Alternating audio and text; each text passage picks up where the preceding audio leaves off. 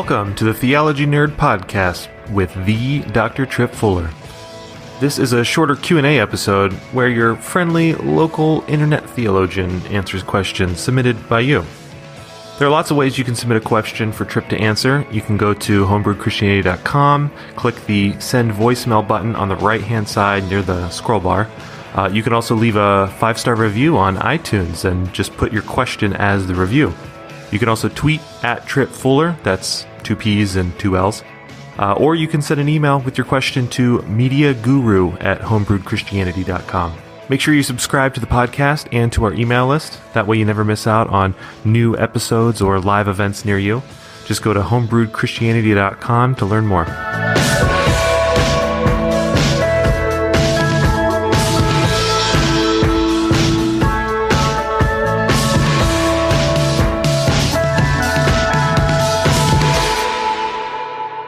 Hello, theology nerds, and today Brian McLaren and I are going to be tackling a number of the questions you sent in. So the last question comes from Brandon.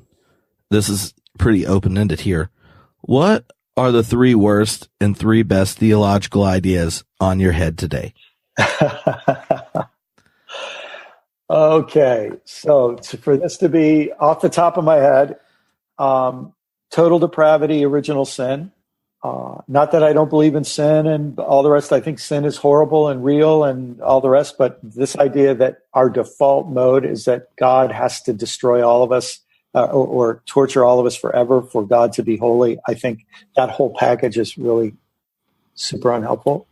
I think reducing the Bible to words like literal and inerrant, really bad. Number 2. And number 3, the idea that human beings are not part of creation, that in some way we're separated from the rest of creation. Mm-hmm. Those are 3. There's an awful lot of bad ones, but those are 3. And I guess I'd flip those around by saying that God isn't, that our problem in the universe is not how do we escape an angry God. It's that a loving God is trying to help us escape from our own suicidal, self-destructive, others' destructive tendencies. The flip side of biblical inerrancy would be, seeing the Bible as this rip-roaring set of fertile arguments and questions and struggles across history that sets a trajectory for a conversation we're still part of today. And I forgot, what was my 3rd bad idea? The 3rd bad idea. Let's see. Nature, that humans are separate from nature. Separated from nature. So this rediscovery of ourselves as part of the humus, humans as part of the soil, and our interconnectedness with all of creation, and including our interconnectedness with God as present in creation. Those would be 3 good ideas. Oh, yeah. I like it. I'll just retweet your answer because there's 0 chance I would say them that quickly. Hey, I had a question for you. All right. I wanted to know, what is your longest introduction on a homebrewed podcast? Well, but it depends on if someone was doing the intro with me. But I feel like I've gotten close to 20 minutes before. Yeah. So I'm just going to give you a sign that I'm actually an avid listener to your podcast, and I know I've witnessed a couple 14-minute introductions, but I must have missed the one that was 20. But anyway, you're amazing, and I'm interested. Like, I keep listening, so yeah, it's fun. Well, it's so if you listen regularly, then the longer intros, I listen when they come out listeners are like them at like 70% when I do surveys of like listeners, people that donate every month, love them.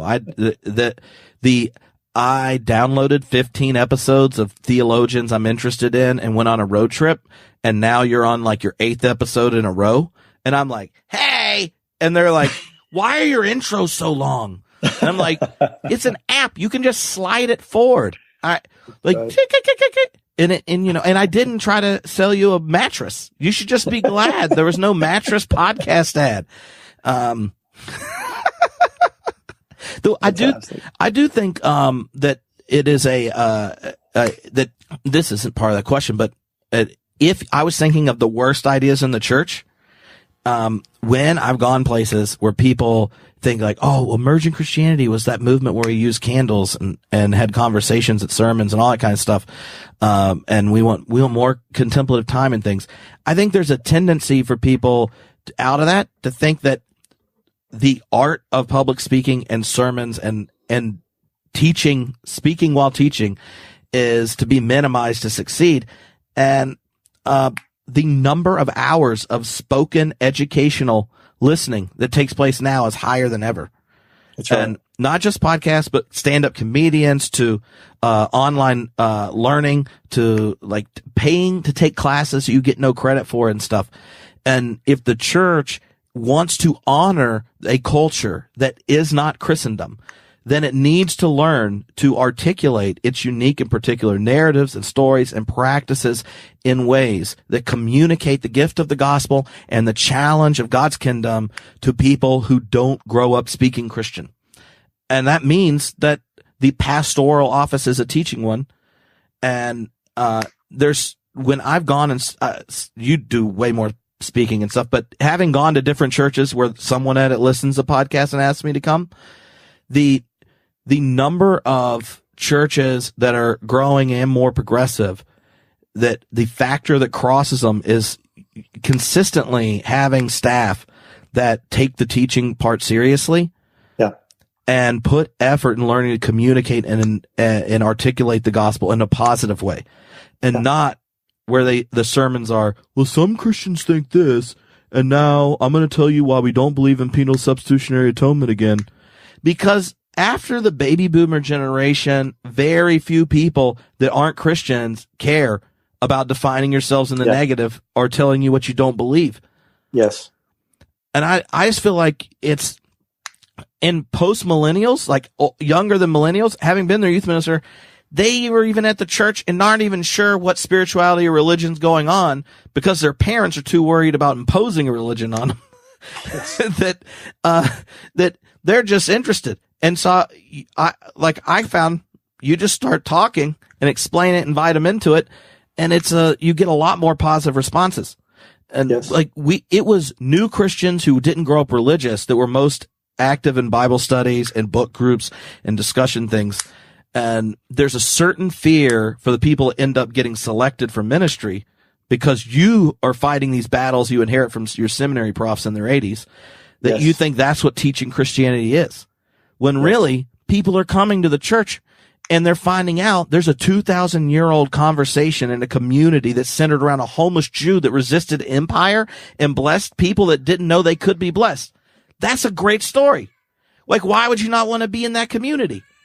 And what about it requires us to roll our eyes at Franklin Graham? Very little. Yes. But can I just say, Tripp, that little rant right there is really important because at some point, we're either going to totally miss this opportunity or we're going to seize it. And seizing the opportunity you're talking about it's almost like we clear the deck. And this is where I don't know to what degree people who use the term constructive theology, this conversation is in their mind, but it seems to me at some point we got to say, okay, enough critique, all that's important, but what do we have to say? What do we have to say to this milieu? What constructive vision are we going to portray?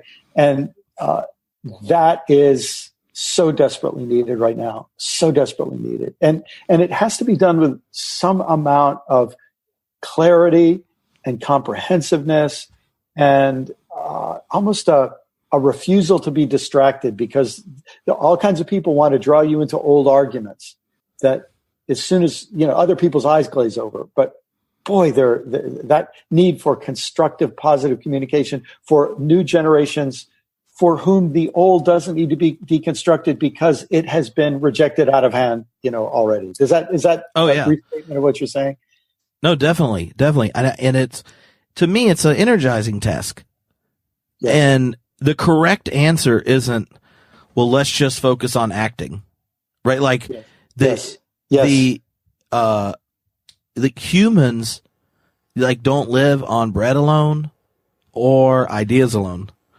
And I think there's a tendency for really, Immanuel Kant was internalized by progressive Protestants, but that's a long story.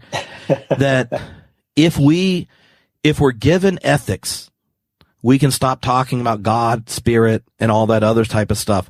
And so the piety and communal living in so many parts of Protestant Christianity was pushed just to the immanent frame.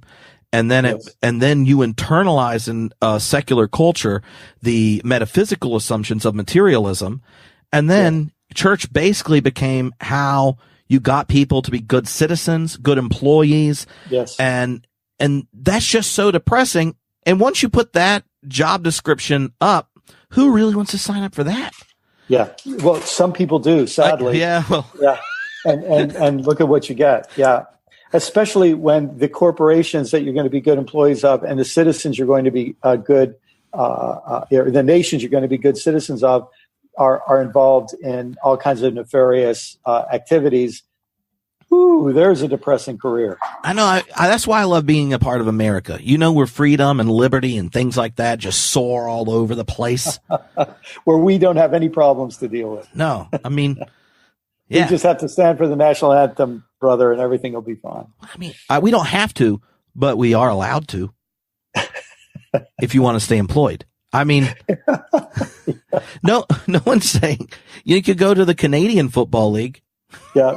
I mean, how about the next step will be, we'll all rise for the national anthem, and there'll be people with machine guns standing ready if anyone doesn't rise. It starts to sound like that scene from the book of Daniel, doesn't it?